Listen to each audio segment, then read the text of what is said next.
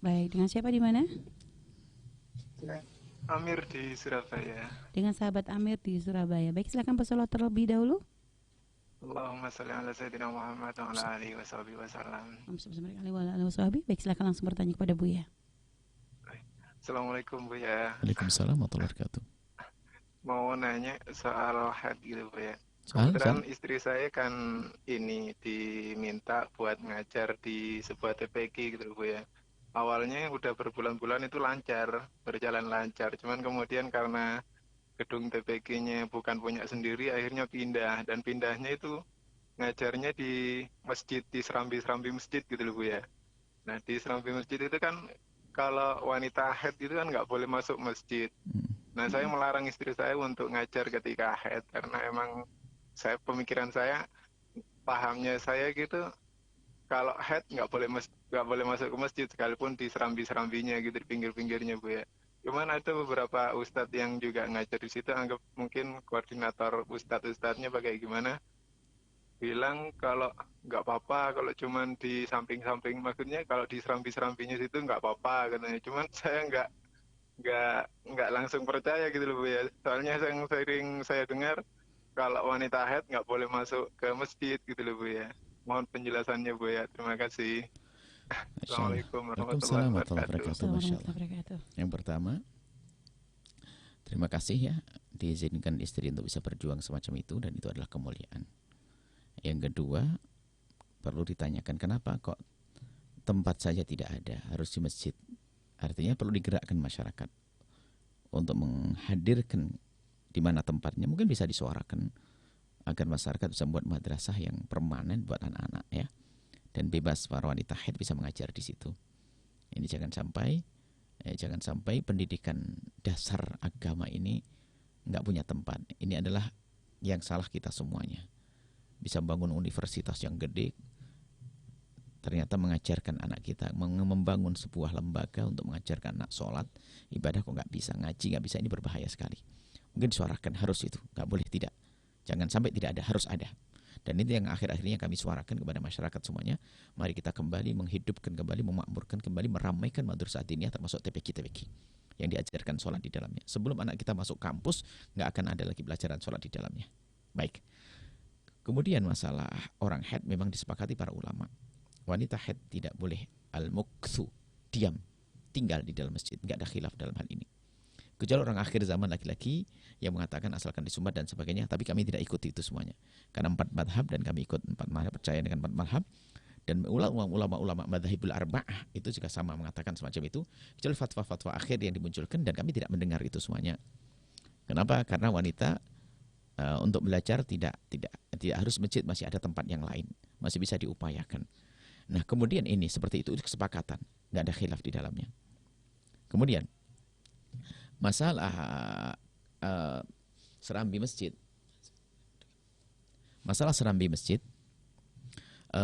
ini dikembalikan kepada waktu membangunnya. Ada istilahnya, ada rahbah dan sebagainya itu. Jadi kalau segala sesuatu yang dibangun dari awalnya memang tanahnya memang wakaf masjid, kemudian waktu pembangunnya diniatkan untuk masjid, maka semua wilayah itu adalah wilayah masjid.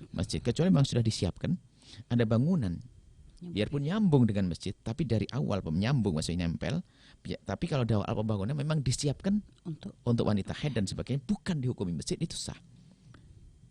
Termasuk teras-teras masjid dianggap masjid karena bangunnya bangun masjid. Maka tidak perlu di sana, nggak boleh. 4 madhab nggak boleh. Kecuali memang ada semacam serambi ya. Serambi masjid memang dibuatnya adalah setelah masjid jadi, baru ditambah di belakangnya serambi. Nah serambi ini adalah bukan diniati. Ingat ya, yang terpenting waktu niat membangunnya. Tapi kalau niati untuk pelebaran masjid jadi hukum masjid. Tapi kalau niati untuk membuat serambi tidak dihukum masjid, maka sah. Nah kita tidak tahu itu seperti apa. Jadi sebetulnya Ustadz yang Anda dengar itu tidak 100% salah, tapi juga tidak 100% benar. Karena apa? Mungkin yang beliau dengar adalah ada bagian seperti ini memang tidak diniati untuk masjid, maka boleh duduk di situ wanita haid. Tapi bisa jadi itu masjid, maka yang pertama langkah Anda adalah bertanya, waktu membangun itu tempat serambi itu diniati untuk apa? Jika memang tidak diniati untuk masjid, benar Ustadz itu berkata. Tapi kalau diniati untuk masjid nggak boleh. Jadi Anda pun jangan nyalahkan ustadz tersebut. Apalagi Anda mendengar kami, dengar ini dulu. Karena Anda sudah bertanya kepada kami. Jadi tahqiq dulu, dicek dulu kebenarannya. Apakah serambi itu memang untuk masjid atau tidak untuk masjid. Dari awalnya. Namanya terserah, di namanya serambi atau rahbah, apa terserah nama itu bebas. Tapi kalau memang dari awal memang dibangun untuk pelebaran masjid, maka hukumnya hukum masjid. Nggak boleh wanita haid dalam keadaan apapun. Kalau misalnya awalnya memang diniatkan untuk masjid Bu ya, tapi dikarenakan melihat kondisi kepentingan wanita, akhirnya dirubah. Nggak itu ada. diperkenankan Nggak ada. Kalau walaupun masjid, yang mewakafkan sendiri. nggak ada. Kan mesti selesaikan. Nggak ada orang mewakif Gitu, tanah. Selesai. Tinggal nanti justru kalau memang seperti itu harus digerakkan umat untuk membuat Buat yang baru. lokal lagi di kiri kanan masjid yang bukan masjid. Jangan di masjid dilihatkan buat Kalau masjid. dirubah fungsi Bu ya, misalnya Kalau masjid masjid tetap bangun pertama di lantai bawah Bu ya. Lalu memang akhirnya masjid diniatkan untuk dibangun di tingkat atas, lalu dibuat menjadi perkantoran Bu ya. Itu seperti apa Bu ya? Memang di dalam madhab kita Imam Syafi'i ke atas. Ya. Hendaknya masjid paling atas karena sampai atas sampai Ya, arsy sampai atas itu adalah hukum masjid. Jadi ke bawah bisa saja diwakaf yang lainnya. Sangat berbeda dengan madhab Hanafi. Jadi madhab kita Imam Syafi'i memang benarnya adalah masjid di atas. ya. Belakang bawahnya adalah Dipakai yang fungsi. diniati untuk fungsi yang lainnya. Multifungsi. Itu sah. Gitu ya.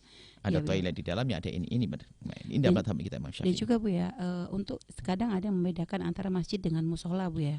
Karena biasanya menjadi hukuman itu kalau musola itu dianggap yang tidak digunakan untuk sholat, untuk tidak sholat Jumat, maka itu nggak ada masalah perempuan haid di situ. Itu gimana Bu ya? Masjid tidak harus dipakai sholat Jumat. Ada masjid yang dipakai sholat Jumat, ada masjid yang tidak dipakai untuk sholat Jumat. Ya. Musola adalah tempat sholat. Musola adalah tempat sholat, bisa saja di rumah kamar kita ada musola, terus besok kita rubah jadi toilet, sah.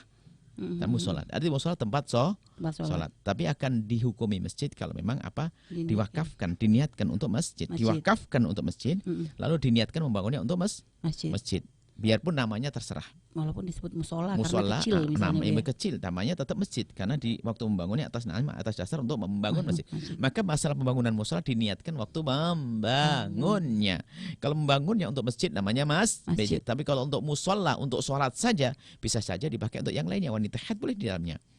Nah, biarpun sekecil apapun, masjid tidak harus gede kok. Masjid cukup 2-3 orang juga bisa dikatakan masjid.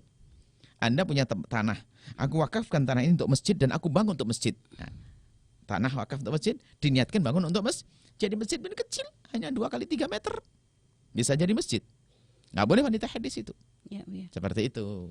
Jadi kalau dalam meniatkan menjadi musola itu nggak dihukumi masjid Bu ya? Enggak, niat musola bukan masjid, harus sadar. Maksudnya niat musola adalah untuk sholat dan bukan masjid, sadar dong. Nah, tapi kalau istilah musola di sebuah tempat itu masjid, sekarang kan tajuk. Iya, Bu, tajuk kan masjid, tajuk bisa musola, tajuk bisa masjid. Lah kalau tajuk harus pakai korinah dong. Tajuk itu maksudnya apa? Kan gitu. Sama musola itu bisa arti masjid, bisa arti musola sebagian tempat. Iya, Bu ya. Jadi tergantung maksud, paham enggak? Misalnya saya buat tajuk maksudnya bukan masjid, ya berarti musola yang bukan masjid. Dikembalikan kepada niatnya yang membangun. Iya, Bu ya. Nah, tajuk itu bebas loh ya. Iya, Bu ya. Makanya udah jadi enson tajuk lan fakir miskin, tajuk. Tajuk itu apa? Masjid musola, atau tempat ibadah. Berarti waktu buat tajuk harus ada niat. Saya ingin niat masjid, baru jadi masjid. Aku ingin niat musola yang bukan masjid. Ya sah-sah. Sesuai dengan niatnya. Jadi dalam menjadikan masjid itu masjid harus niat masjid dan dia yang wakaf. wakifnya itu ya. Wakifnya dan membangunnya.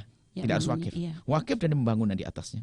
Gitu ya, baik subhanallah. Makanya masjid tidak dibangun di tanah yang bukan wakaf, bukan miliknya, aneh banget. Ya, Makanya jangan lupa wahai Anda yang membangun masjid, beresi dulu tanahnya.